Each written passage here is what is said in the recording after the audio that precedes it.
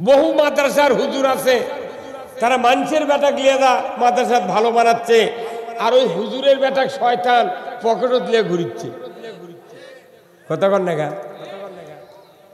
এমনি ক্লাস 9-এর ছাত্রী, ক্লাস 10-এর ছাত্রী, ইন্টারের ছাত্রী হাফ প্যান্ট পরে সবুজ গেঞ্জি, পেটত বলে লাল ছাবা আছে, লাল সবুজের পতাকা, বিদেশত যা জিতে আসিচ্ছে। আর টেলিভিশনে বলতেছে যে মহিলা দল এরা বিদেশের মাটিতে গিয়া বাংলাদেশের ভাবমূর্তি গৌরব উজ্জ্বল করেছে। কার বিটিক লিয়ে যা খেলে তোরা এত প্রশংসা নিচ্ছ? তোর বিটিক লিয়ে গেছিল কোনদিন? কোন নেতার বিটিক খেলায় না, কোন নেতার বেটা বাংলাদেশে লেখাপড়া করে না। যত নেতা আছে বাংলাদেশে প্রায় নেতার বেটা বিটি বিদেশে পড়ায়। সব নেতার বেটারা বিদেশত পড়ে।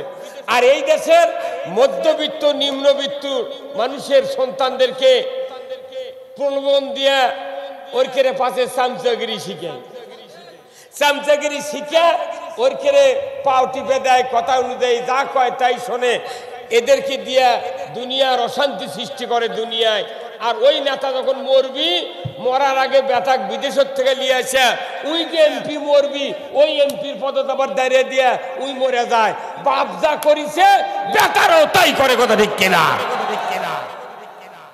আর আমাকে করছে হুজুর কি হলো, কথা কর। আর এই সুযোগ বাংলাদেশে দেওয়া হবে না। জোরে কর। সুদ আদায়ের জন্য সাইকেল পেলে, হুন্ডা পেলে দেয়ার গারদ করে দিচ্ছে। এমন কোন গ্রাম নাই যে সেটি 14 আনা মানুষ কিস্তির টাকা না লেছে। কি ভাই বসেন না, বসে আসেন, বসেন। কিস্তির টাকা এইদিকে আছে না? নাই আছে। কয় শাক ভাতে খাবো না, গোস্ত খা, স্বামীর কথা শুনবো না, ভাঙ্গা করে থাকবো না, ঝড় বাদল মানবো না, কিস্তি দেওয়া বন্ধ করবো না, যায় আন থাকিতে সাহেবের ডিউটি কোনদিন অমান্য করবো না।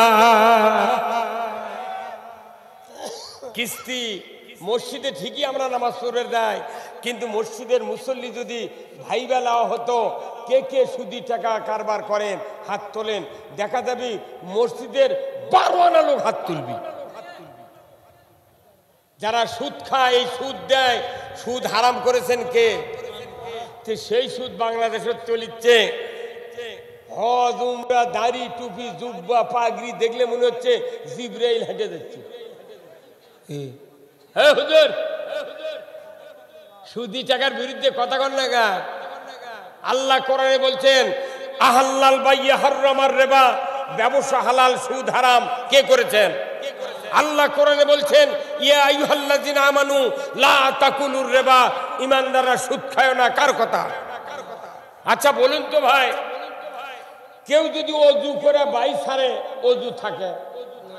কথা জোরে কোয়া লাগবে।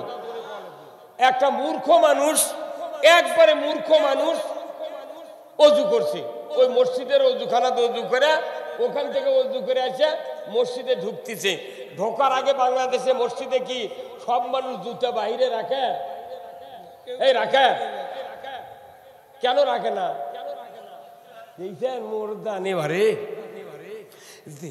যে দেশে লক্ষ লক্ষ হাজার হাজার প্রশাসনিক কর্মকর্তা আছে, হাজার হাজার নেতা আছে, অফিসার আছে, সব আছে, 54 বছর ধরে মসজিদে জুতা চুরি বন্ধ হয়নি। যাই জুতা চুরি বন্ধ করার পারেনি, ই কি সুদ হারাম করবে? বাংলাদেশের মুসল্লিরা মসজিদে যখন ঢোকে জুতা নিয়ে, ওই মসজিদের মধ্যে মুসল্লি ঢোকার আগে জুতা ঢুকায়। জুতাতে এইভাবে ধরে না, যদি কাদো থাকে জুতার তলার তাহলে জামাত ভরবি। সেই জন্য মুসল্লি করে কি এইভাবে জুতা ধরে। তার মানে কি মুসল্লি ঢোকেইনি, আগে জুতা ঢুকায়। বাংলাদেশের জুতো কি কি দামি জিনিস রে ভাই। কিন্তু আমার দেশে মানুষের পেটে ক্ষুধা, খাবার নাই। আজকে ফেসবুকে দেখলাম ঢাকার রাস্তায় ভেকু দিয়া গরিবের সিএনজি, গরিবের ইজি বাইক ভেকু দিয়া ভেঙে দিচ্ছে। ভাই ডাকেন রে, এই আজকে কে তুই গরিব মানুষের রিক্সা ভাঙবে গেছু গা? তুই ভাঙ, যারকে 10টা করে মাইক্রো আছে, কার আছে, সেগুলা ভাঙ। কিন্তু গরিবের পেটত লাচ্ছি দিচ্ছে। যত আইন দুর্বলের উপর। থানার ওসি যখন দেশত চুরি হয় তখন ওই চৌকিদারক দিয়ে গ্রামত পাঠে দিয়ে কয় আপনার বিট পাহারা দেন। তখন এই গ্রামে 10টা গ্রুপ করে 15 জন করে রাত 10টার থেকে 3:30 পর্যন্ত বিট দিচ্ছে। জাগো হে জাগো। কোরআন হাদিসের কোথাও নাই এই জাগো হে জাগো, কোথাও নাই। বরঞ্চ চোরের হাত কাটার আইন কায়েম হলে ছোট ছোট চোরেরা এর করে গেছে বড় চোর মানা করে দেয়, ভাই তোরা যখন চুরি করিস না, কারণ থানা তামাকের নাম আছে, তোরা চুরি করলে আমাকে ধরবি। হ্যাঁ কথা বল না, ওরাই মানা করবি খবরদার চুরি করবো না। তা না করে সারাদিন বাজারের দোকানদারি করে, রাত্রে আবার ওর বিট পাহারা দেওয়া লাগে। এই কথা বল না, 5 মিনিট লাগবে চুরি বন্ধ হয়। 4টা চোরের হাত যদি বাংলাদেশে কাটে 4 বছর চুরি হবে না। আর চুরির আইন কেন পাস করে না? যারাই আইন পাস করবে ওরাই তো বড় চোর। আজকের এই কোরআনের মাহফিলের সম্মানিত সভাপতি সাহেব জনাব lieutenant colonel MM Abdul Latif Khan অবসরপ্রাপ্ত, আল্লাহ ভাইজানকে দ্বীনের জন্য কবুল করুক, বলুন আমিন। সহ সভাপতি 2 জন জনাব আলহাজ মোহাম্মদ আব্দুর রাজ্জাক খান খট্টেশ্বর রানীনগর, সহ সভাপতি জনাব মোহাম্মদ মেজবাউল হক লিটন সমাজসেবক পশ্চিম বালুভরা রানীনগর। আল্লাহ 2 ভাইকে ইসলাম বোঝার তৌফিক দান করুক, বলুন আমিন। প্রধান অতিথি জনাব মোহাম্মদ রুকুনুজ্জামান খান রুকু ভাই, সাবেক চেয়ারম্যান 1 নম্বর খট্টেশ্বর রানীনগর ইউপি। আল্লাহ ভাইজানকে উমারের মতো যোগ্যতা দান করুক, বলুন আমিন। প্রধান মেহমান জনাব HM নয়ন খান লুলু ভাই, বিশিষ্ট ব্যবসায়ী রানীনগর বাজার। আল্লাহ ভাইজানকেও দ্বীনের জন্য কবুল করুক, বলুন আমিন। আজকের মাহফিলের সম্মানিত মেহমান বৃন্দ আলহাজ হযরত মাওলানা আব্দুল খালেক শরীয়তপুরি ঢাকা, মুহতামিম তালিমুস সুন্নাহ মাদ্রাসা ভুঁইগড় ফতুল্লা নারায়ণগঞ্জ। আল্লাহ আব্দুল খালেক শরীয়তপুরি ভাইকে দীর্ঘ হায়াত দান করুক এবং ইসলাম বিজয়ের পক্ষে কথা বলার তৌফিক দান করুক, বলুন আমিন। আজকের মাহফিলের আর একজন সুনামধন্য বক্তা, এই বগুড়ার কৃতি সন্তান, বিশিষ্ট ইসলামী চিন্তাবিদ, মুফাসসিরে কোরআন, তরুণ প্রজন্মের আইডল HM মেহেদি হাসান সিদ্দিকী বগুড়া। বিশেষ অতিথিবৃন্দ অনেকগুলি, আল্লাহ সকলকে দ্বীনের জন্য কবুল করুক।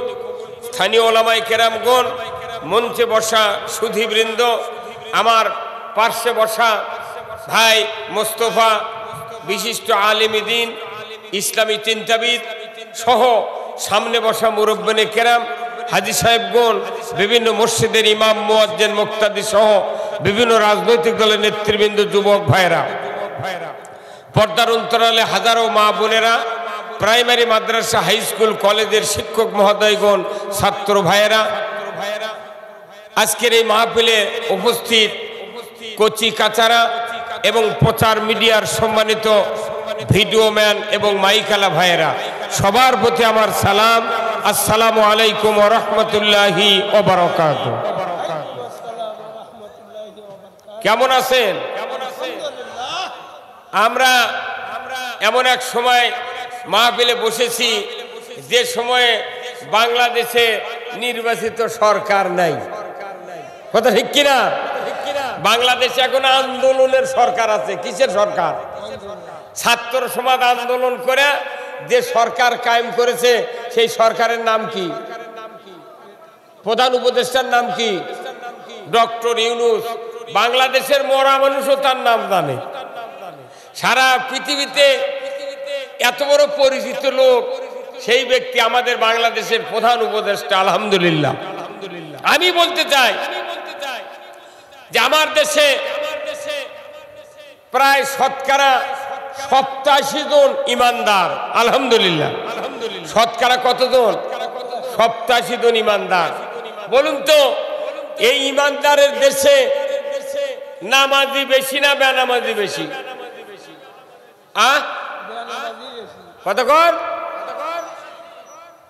এই যে 54 বছর ধরে বক্তৃতা হলো, 5,12,000 মসজিদের ইমামতি চললো, 90,000 মাদ্রাসার ইমামতি চললো, 20,000 পীরের তরিকা চললো, 1 লক্ষ বক্তার বক্তৃতা চললো, 2 কোটি 4 লাখ তবলিগের লোক চললো, 1 লাখ বক্তার 15 কোটি শ্রোতা চললো, তারপরে হাজি আছে 25,11,974 জন, এত মসজিদের ইমাম মুয়াজ্জিন, 8,20,000 মাদ্রাসার শিক্ষক শিক্ষিকা, তারপরে আপনারা কাগজ কলমে যোগ করা নাই, কিচ্ছু নাই, হঠাৎ করে কইলেন বেনামাজি বেশি। তার মানে বেনামাজি বেশি আপনার বাড়ির থেকে চিন্তা করছেন যে আমাকে বাড়ির 10 জন মানুষ, তার 2 জন নামাজ পড়ে আর 8 জনই পড়ে না। হ্যাঁ, কথা কোন টাকা? তাহলে আপনার বাড়ির হিসাব দিয়ে বাংলাদেশের রেজাল্ট কি, কথা ঠিক কিনা? তাহলে এইভাবে যারা আমরা মুরব্বী হয়ে যাচ্ছি, অনেকের বাড়িতে 12 থেকে 22 বছর পর্যন্ত যুবক আছে, ছেলে মেয়ে আছে, তারা কি সবাই 5 ওয়াক্ত নামাজ পড়ে? এখন পড়ে না। তাহলে এই সন্তানরা যখন বেনামাজি, তখন পিতা মাতারা লস খাচ্ছি, আমরা লসে আছি। এই লসের থেকে লাভ করা দরকার আছে না নাই? তাহলে এই লাভের বক্তৃতা কোরআনে আছে না নাই? তাহলে এই লাভের বক্তৃতা আমি করবো, আপনি কি শুনতে রাজি আছেন? তাহলে শোনেন আমার ভাইরা, বাংলাদেশের সমস্যা হলো কালেমা পড়বি, অর্থ বুঝবি, কিন্তু কাজ করবে না। বাংলাদেশে নামাজির তুলনায় বেনামাজি অনেক বেশি। এত বক্তৃতা করে লাভ কি? কিন্তু আইন আছে, নামাজ কায়েমের আইন আছে। সে আইন যদি কায়েম না হয়, জিবরাইলও যদি বাংলাদেশে বক্তৃতা দেয়, তাও নামাজি হবে না। তাহলে নামাজি বানানোর আইন আছে কোরআনে, আছে না নাই? সে আইনটার কথা আমি বলবো। এত বক্তৃতা দেওয়া যাবে না। যত বক্তৃতা বাংলাদেশে হচ্ছে, এই বক্তৃতার কোনো অ্যাকশন নাই, কোনো রিয়াকশন ছাড়া অ্যাকশন নাই। আসুন আমরা সবাই মিলে আইনের বক্তৃতা শুনবো। বলুন তো, আইন কয় প্রকার? আইন কয় প্রকার? 2 প্রকার। কোন কয় প্রকার? 2 প্রকার। একটা আল্লাহর আইন আর একটা মানুষের আইন। তাহলে আইন কয় প্রকার হলো? তা আমরা যারা মানুষ হিসেবে দুনিয়া এসেছি, আমাদের সৃষ্টিকর্তা কে? আল্লাহ। তাহলে আমাদের যিনি বানাচ্ছেন, তার যখন আইন মানবো, তখনই আমরা আল্লাহর বান্দা। কথা ঠিক কিনা? আইন না মানলে বান্দা হওয়া যায় না। আইন যদি মানতাম বাংলাদেশের মানুষ, তাহলে নামাজি অবশ্যই বাড়ত, কিন্তু নামাজের আইন আমরা মানি না, যার কারণে বক্তৃতা দিয়া বাংলাদেশে কোনো কাজ হয় না। আমার ভাইয়েরা, এবার মাইক আলা কোন দিয়ে ভরেন দাও, আস্তে আস্তে মাইক দাবে যাচ্ছে। বক্তা যখন ওঠে তখন ভলিউম দেয়, আস্তে আস্তে টিপে টিপে বন্ধ করেন। কি হলো? আমার ভাইয়েরা, কিয়ামত পর্যন্ত নামাজ কায়েম করো, মসজিদে আযান দাও। কিয়ামত পর্যন্ত যদি এই পদ্ধতি চলে, সমাজে নামাজ কায়েম হবে না। আর নামাজ যদি কায়েম হয়, আমার নবী বলেছেন, যদি কোনো মানুষের সন্তান থাকে নামাজি, এই নামাজি সন্তান, বাবা মারা গেল, ওই বাবার কবরের পাশে গিয়া সন্তান যদি বিসমিল্লাহ সহ একবার সূরা ফাতিহা তেলাওয়াত করে আর বিসমিল্লাহ সহ 3 বার যদি সূরা ইখলাস তেলাওয়াত করে, নবীজি বলেছেন ওই সন্তানের আমলনামায় 30 পারা কোরআন খতমের সওয়াব লেখা হয়। দুনিয়ার কোন নামাজি সন্তান তার মা বাবার কবরের পাশে গিয়া যদি একবার সূরা ফাতিহা 3 বার সূরা ইখলাস তেলাওয়াত করে আল্লাহর দরবারে দোয়া করে, আমার নবী বলেছেন ওই সন্তানের দোয়ার বরকতে পিতামাতার কবরের আযাব 40 দিনের জন্য আল্লাহ তাআলা মাফ করে দেয়। কয় দিনের জন্য? তাহলে নামাজি হওয়া লাগবে। তাহলে বাবা বাঁচে থাকতে সন্তানক নামাজি বানাতে হবে, কিন্তু বাপের বাপও পারবে না সন্তানক নামাজি বানাবে। বহু বহু মসজিদের ইমাম আছে বেনামাজির মাস্টার ওর বেটারা। কতক্ষণ মসজিদে মুয়াজ্জিনি করে 30 বছর ধরে, সারা গ্রামের মানুষ আজান শুনে কয় লড় ভরে বুড়া মসজিদ যায়, আর মুয়াজ্জিনের একটা বেটা জুম্মার যায় না। মেলা বক্তা আছে, মেলা বক্তা আছে, বক্তার বেটা বেনামাজি। কতক্ষণ দেখা বহু ভরি ভরি বহু মাদ্রাসার হুজুর আছে, তারা মানুষের বেটা গিয়ে দা মাদ্রাসা ভালো বানাচ্ছে, আর ওই হুজুরের বেটা শয়তান পকেটে দিয়ে ঘুরিচ্ছে। কতক্ষণ দেখা এমনি করে আমরা কেউ সন্তানকে ভালো বানাতে পারছি না, কারণ দেশে ভালো হওয়ার, চরিত্র ঠিক হওয়ার আইন নাই, আইন নেই। আমার ভাইরা, বাবা তার সন্তানকে যতই বক্তৃতা দিক, সন্তান নামাজি হয় না। বাবা সংসার জীবনে যতই ছেলেকে সংসারের ব্যাপারে ব্যবস্থা করে দিয়ে করে খাওয়ার জন্য, দেখা যায় সন্তান ভালো হয় না। কিন্তু দুঃখের বিষয়, আমার আল্লাহ কোরআনে বলছেন তোমাদের পরামর্শ দিয়ে সন্তানগুলি নামাজি হবে না। নামাজি হওয়ার পরামর্শ আমি আল্লাহ কোরআনে নাজিল করেছি। ওই পরামর্শ যদি পৃথিবীর জমিনে কায়েম করতে পারো, আমার আল্লাহ বলেছেন সমাজে নামাজ কায়েম হতে বাধ্য।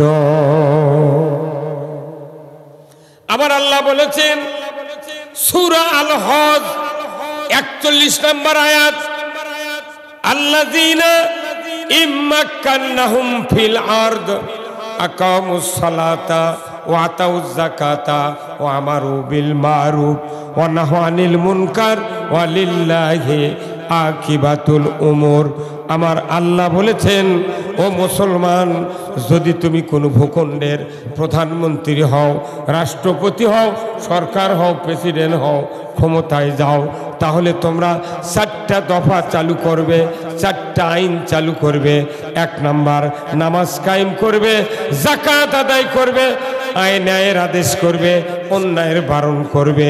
এই 4টা আইন সমাজে যতক্ষণ কায়েম না হবে ততক্ষণ নামাজ কায়েম হবে না, যাকাত আদায় হবে না, ন্যায়ের আদেশ ন্যায় কায়েম হবে না, অন্যায়ও বারণ করার সুযোগ থাকবে না। কার কথা? আল্লাহর কথা। আমি নামাজের বক্তৃতা দিই, কিন্তু নামাজ যে আইন লাগবে সরকারের, এই আইনের কথা হুজুর রাখবার পারে না। আইনের কথা কলি কয় তাহলে ওরা রাজনীতি হলো। কত কয় না পারি কেমন মাই গেল কুন্ডি গেল, হ্যাঁ দেন ভলিউম দেন, কি ভলিউমই নাই তো।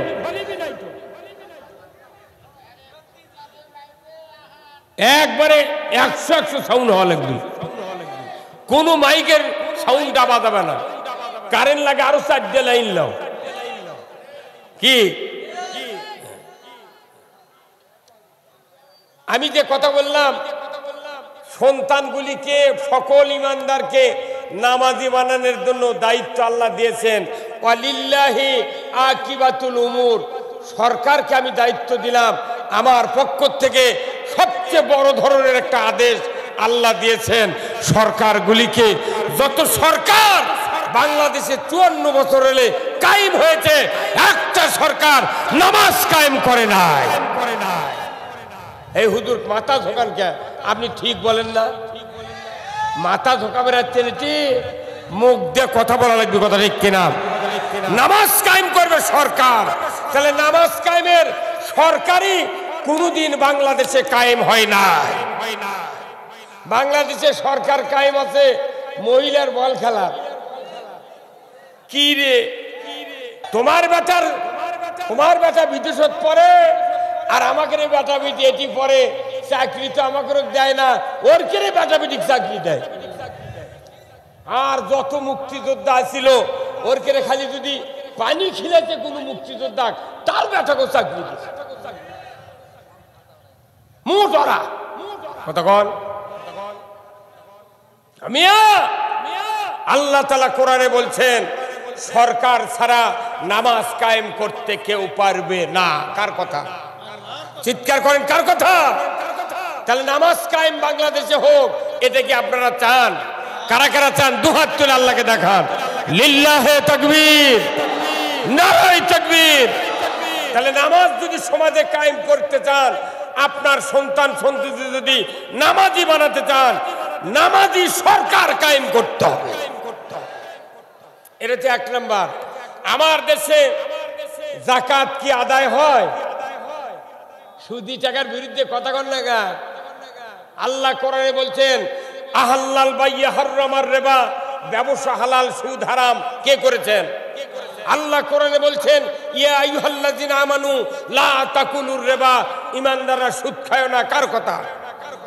আচ্ছা বলুন তো ভাই, কেউ যদি ওযু করে বাই ছাড়ে, ওযু থাকে? কথা জোরে কওয়া লাগবে।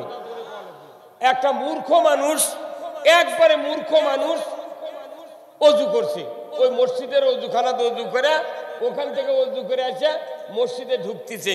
ঢোকার আগে বাংলাদেশে মসজিদে কি সব মানুষ জুতা বাইরে রাখে? এই রাখে? কেন রাখে না? দেখছেন মোরদানি ভারে,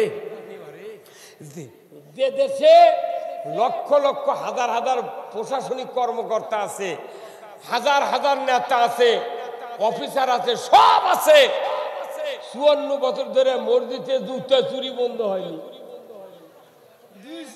যাই জুতা চুরি বন্ধ করে পারেনি, ই কি সুদ হারাম করবে? বাংলাদেশের মুসল্লিরা মসজিদে যখন ঢোকে জুতা নিয়ে, ওই মসজিদের মধ্যে মুসল্লি ঢোকার আগে জুতা ঢুকে, জুতাতে এইভাবে ধরে না, যদি কাদো থাকে জুতার তলার তাহলে জামাত ভরবি, সেই জন্য মুসল্লি করে কি এইভাবে জুতা ধরে। তার মানে কি মুসল্লি ঢোকেইনি, আগে জুতা ঢুকাই। বাংলাদেশের জুতা কি কি দামি জিনিস। এবার এতগুলা নেতা, এতগুলা পুলিশ, এত বিডিআর, আর্মি, এত ইমাম, এত বক্তা, এত পীর, এত তবলিগ, এত জামাত, এত ইসলামী দলের লোক, এত ইমানদার, সেই দেশের মসজিদে জুতা চুরি হয় কি?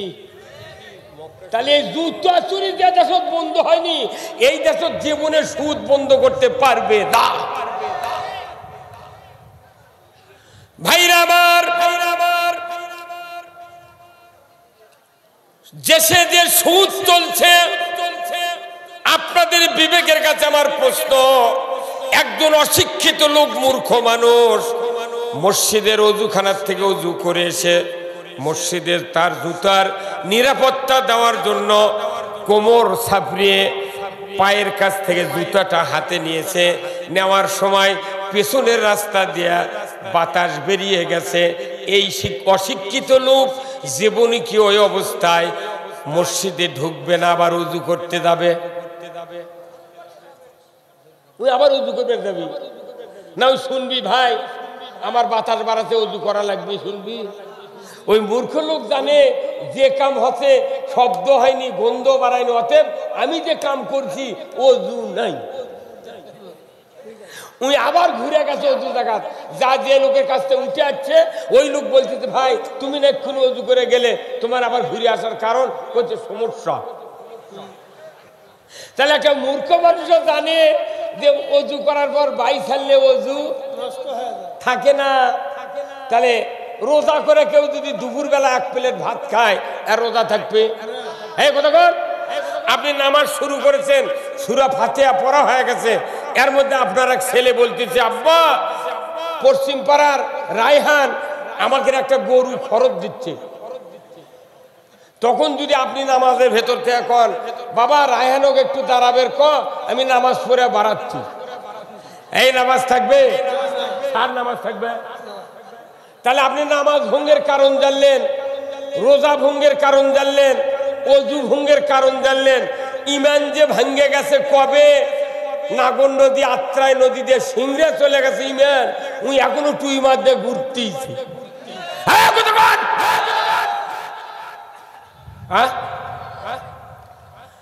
অজু চলে গেলে আপনি আবার অজু করেন, রোজার ঠিক মতো আদায়ের জন্য আপনি দুপুরে ভাত খান না, আপনি নামাজের ভেতর কথা বললে নামাজ থাকবে না, এটা বিশ্বাস করেন।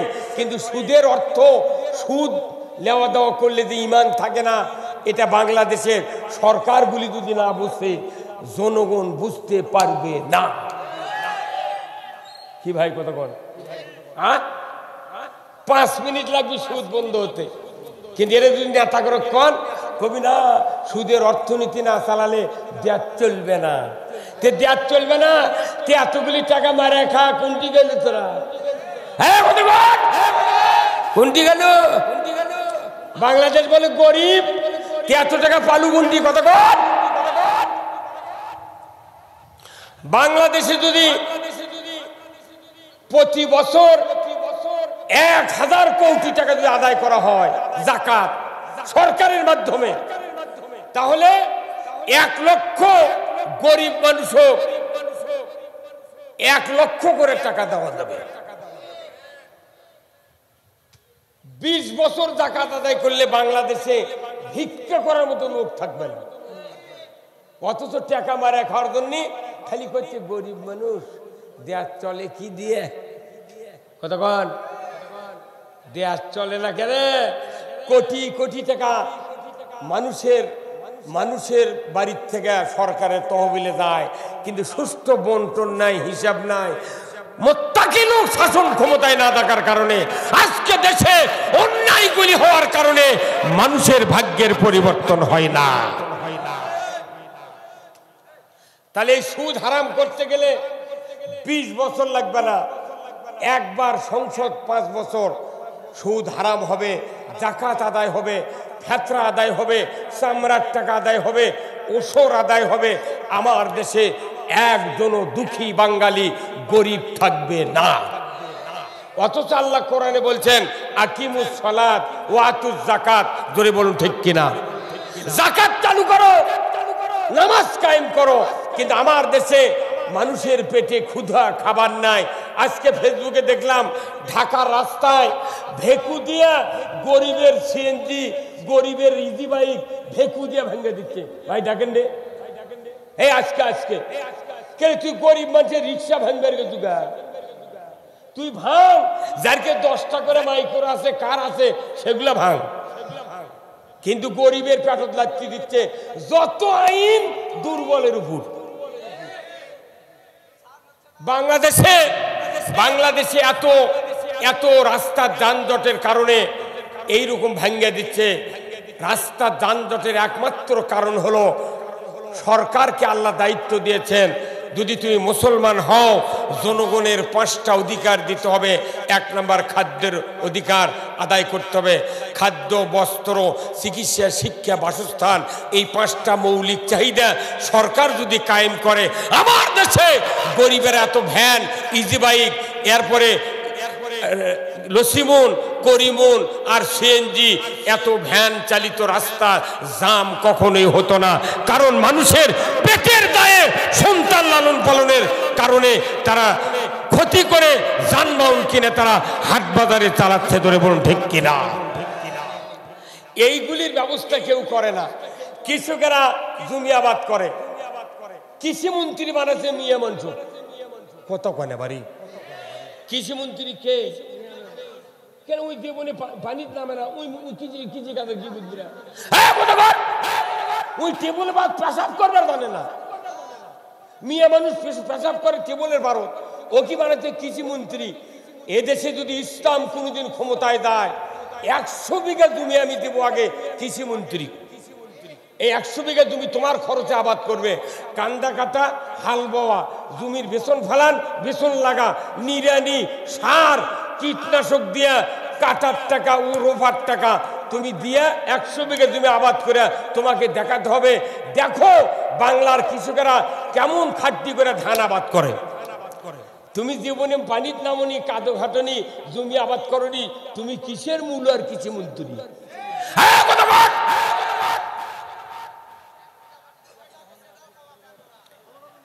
এই যে এমএস্টার টপ সিনজেন্টা কোম্পানির যে ঔষধ না দিলে জমির দানা হয় না কি ভাই? এমএস্টার টপ 1600 টাকা দাম এক বোতল, এর আগে আরো বেশি আছিল। সরকার ইচ্ছা করলে 500 টাকা এই বোতল জনগণের কাছে দিতে পারে, বাদ বাকি টাকা ভর্তুকি দিতে পারে। ইউরিয়া সার খালেদা যখন প্রধানমন্ত্রী ছিল তখন 300 টাকা বস্তা ছিল, সেই ইউরিয়া বস্তা এখন 1360 টাকা। তুই জীবনে লাগাছিল ইউরিয়া দিয়ে ধান? থানার উপজেলার যেগুলো কিছু অফিসার আছে এরা ওই তালিকা করে 2.5 কেজি 3 কেজি করে ইউরিয়া দিয়ে সরকারক জানায় প্রচুর সার দিচ্ছি। যাই 10 বিঘা জমি আবাদ করছে তার কমে 30,000 টাকার সার কেনা লাগে। তুই 2.5 কেজি দিলে কি করে মুগরি ঘরাত দিবি?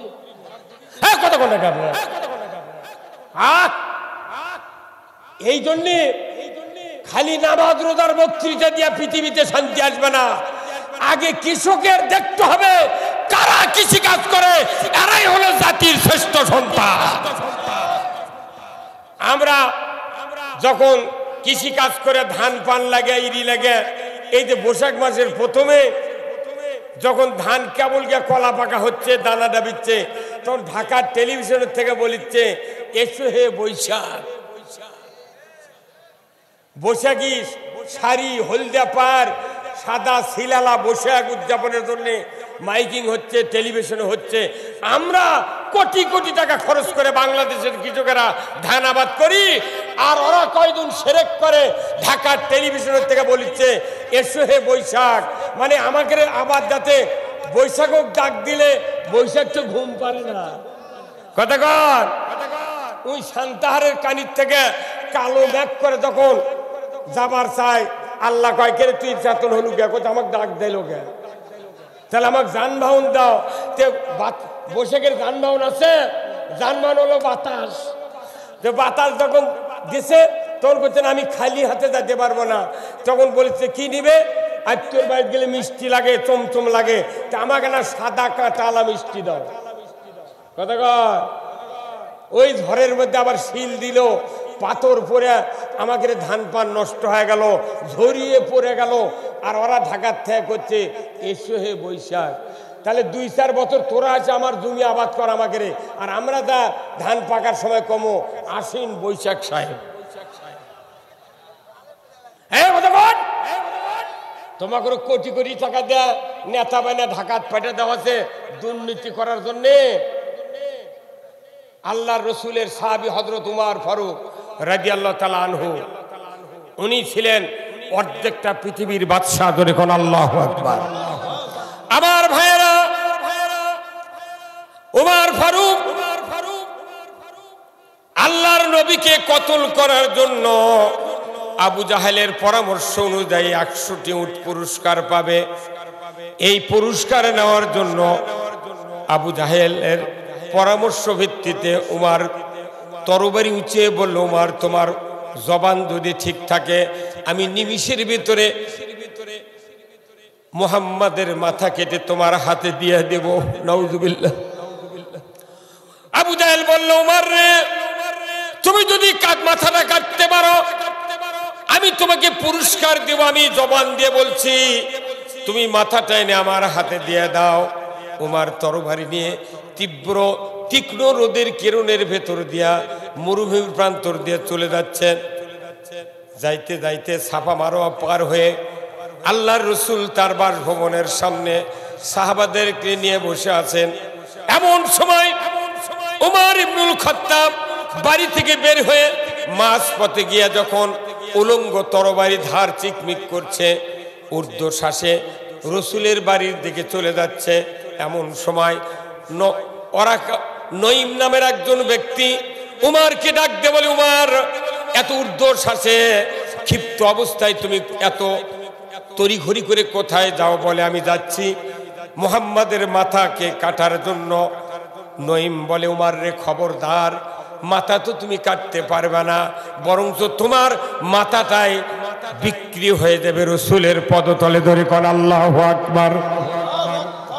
উমর রাগে টকবক করে বলল, নঈম, রাস্তা ছেড়ে দাও, আমাকে যেতে দাও, আমি মক্কার মাথা পেরিয়ে চলে যাব, সাফা মারোয়া পাহাড়ের চিপা দিয়ে চলে যাব মুহাম্মাদের বাসায়, আমি কিচ্ছু দেখব না, তরবারি দিয়ে তার মাথা কাটবো, তুমি রাস্তা ছেড়ে দাও।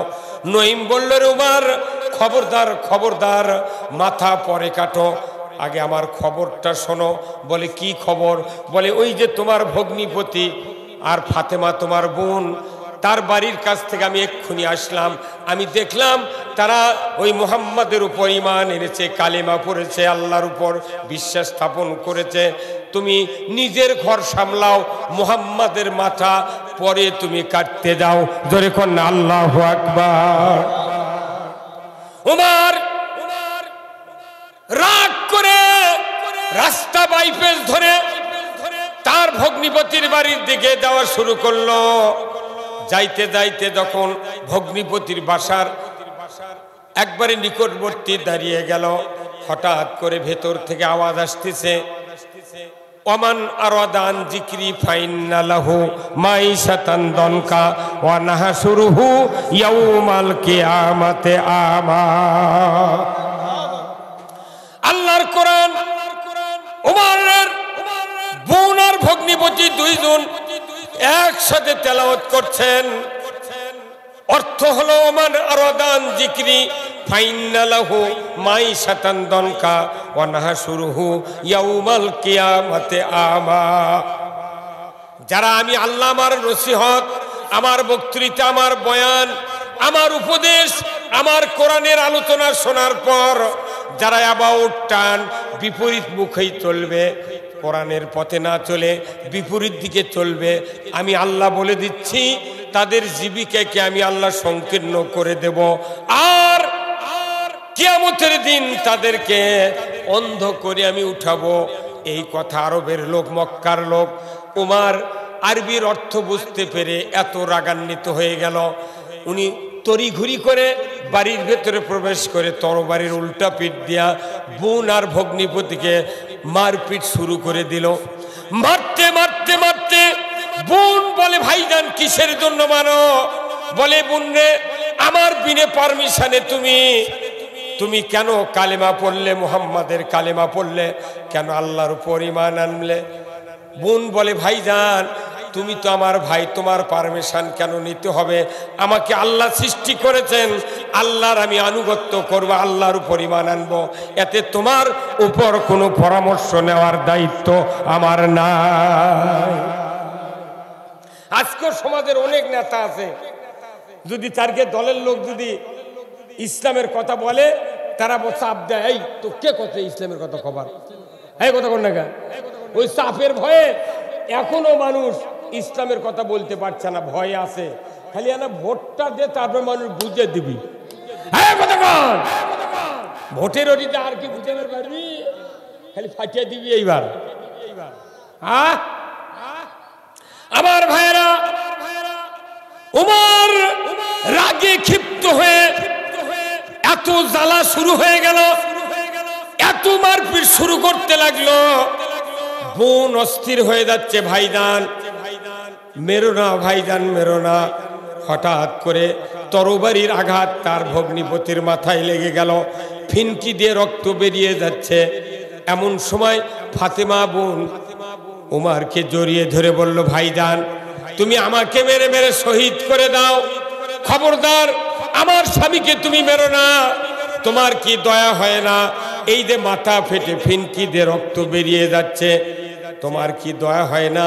উমর তখনই ভগ্নিপতির রক্তর দিকে নজর করার সাথে সাথে এমন একটা মায়া আল্লাহ তাআলা সৃষ্টি করে দিলেন, ওই রক্ত দেখা মাত্রই উমর দুর্বল হয়ে গেল। ধরে কোন আল্লাহু আকবার। দুর্বল হওয়ার সাথে সাথে উমরের হাত থেকে তরবারি পড়ে গেল।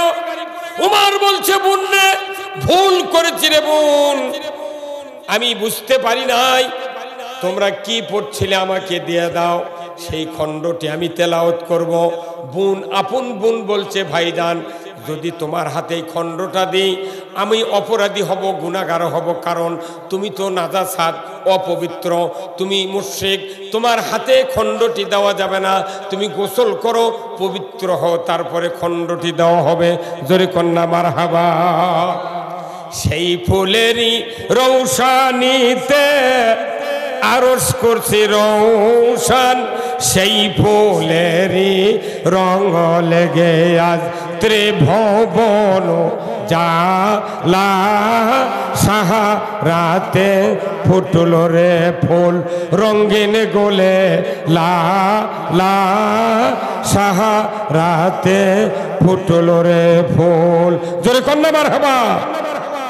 চীনের রসিক ভ্রমর বুলবুল, সেই ফুলের ঠিকানাই, কেউ বলে হযরত মুহাম্মদ, কেউ বা কামলি ওয়ালা, সাহারাতে ফুটল রে ফুল। জোরে কন্যা মারহাবা। কি ফুল মক্কাতে রসুল ফুটালেন, সেই ফুল যার নাকে গন্ধ লাগে সেই আল্লাহর রসুলের দেওয়ানা হয়ে যায়। জোরে কন্যা আল্লাহু আকবার। আজকে এখানে আমার মহব্বতে আপনারা আসেন নাই, আব্দুল খালেক শরীয়তপুরীর মহব্বতে আসেন নাই, এখানে মহব্বতে এসেছেন কোরআনের। জোরে বলুন ঠিক কিনা? এই কোরআনের মহব্বতে যারা এসেছেন, আল্লাহ আপনাদের তামাম জীবনের গুনাহ মাফ করে দেবে। জোরে কন্যা আল্লাহু আকবার। আজকের এই রানীনগর, খট্টেশ্বর, এই নওগাঁ জেলার ভেতরে, বগুড়া জেলার ভেতরে এত বড় গ্রাম কোথাও নাই যে গ্রামে, এক গ্রামে 2 ওয়ার্ড। কয়টা ওয়ার্ড? 2টা। তাহলে বিশাল গ্রাম, অথচ এই গ্রামে একটা রাস্তা করেছে, তাই গাড়ি আলো না। হ্যাঁ, কথা বল না আপনারা কথা। হ্যাঁ, এই গ্রাম কি আজ হচ্ছে না আরো মেলা দিন আগে হচ্ছে? এক রাস্তা করেছে হেরিমুখ, তাই 6 ফিট ওসার, না চলে গাড়ি, না চলে ঘোড়া। এটি একটা দামি মেয়ের বিয়ে হয়, ওর হাতে তাই স্কুলের ওটি গাড়ির চড়া লাগে। কথা কনে বাড়ি, কথা কনে গা। হ্যাঁ, এই যে উন্নতির জোয়ার উঠলো, উন্নয়নের জোয়ার, মনে হচ্ছে দেশ গোটা সোনার পাত দিয়ে লেপে দিবি।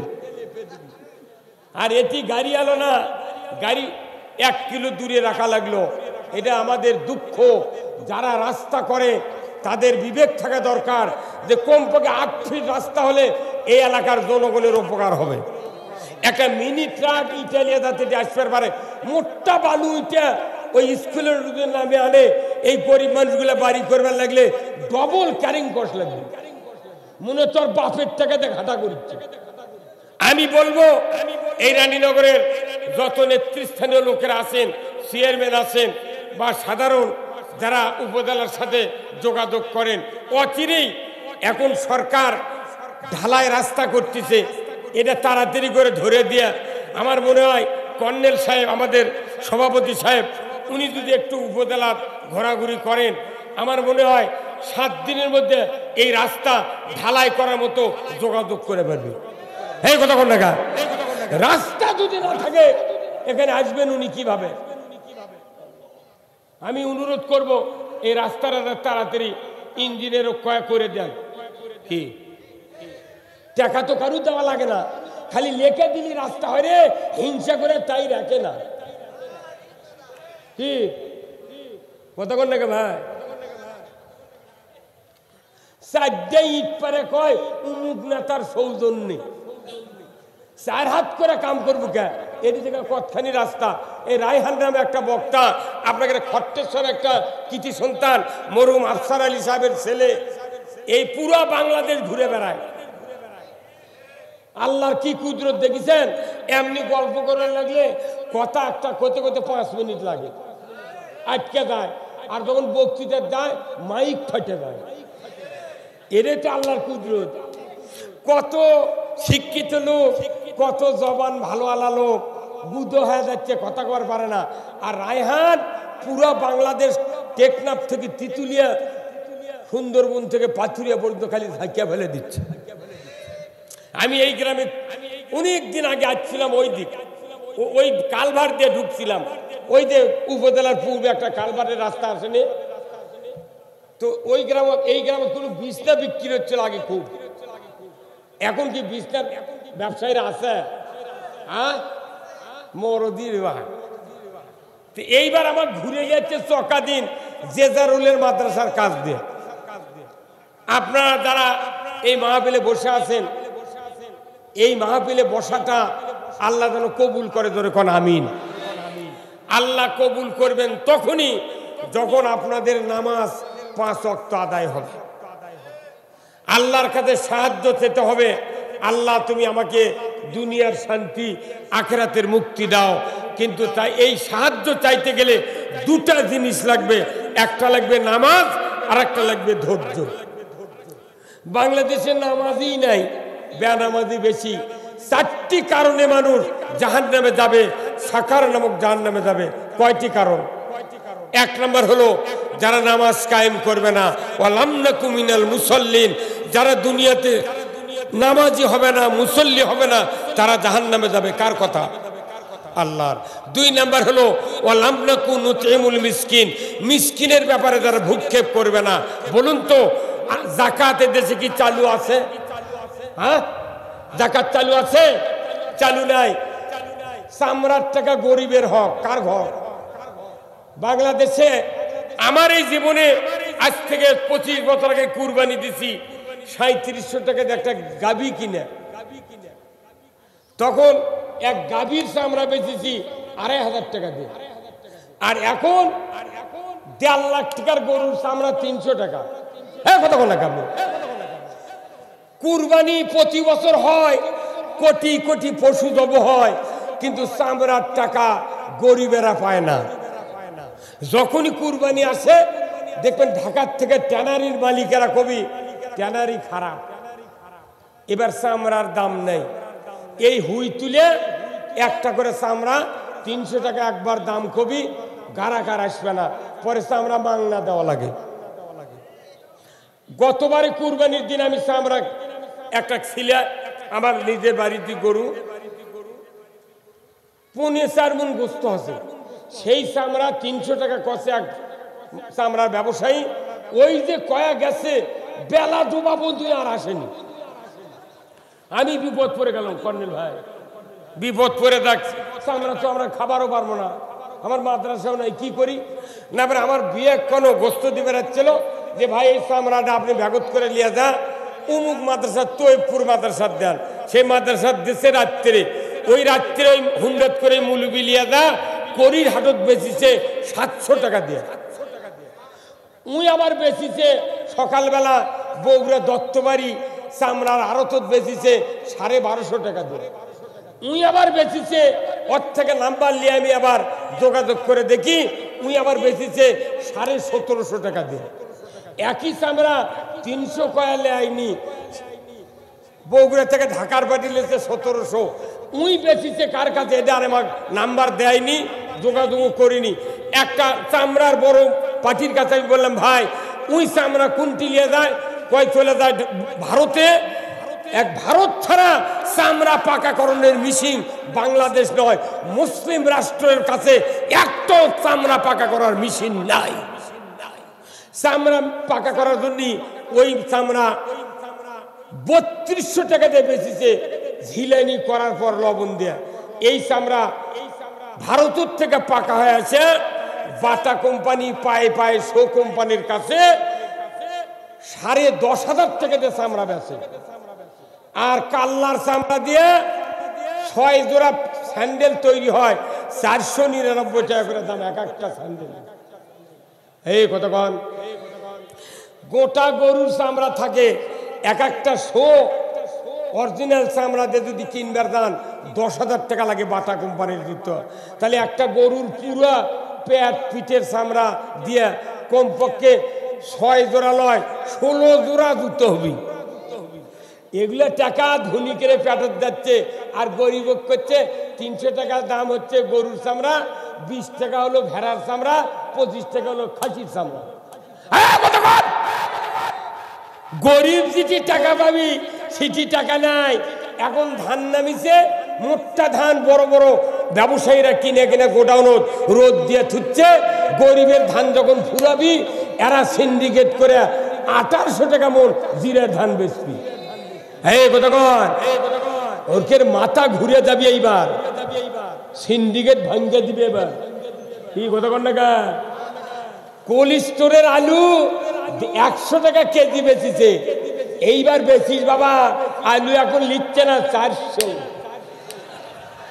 কথা কন, খালি আনা সময় দেন, সময় দেন। বাংলাদেশের গরিবেরা কৃষকেরা থাকেন, এবার ধান 1400-1500, আমার ওখানে 1550 টাকা জিরার ধান। কৃষকের ধানের দাম পাবে, সারের দাম কমে যাবে।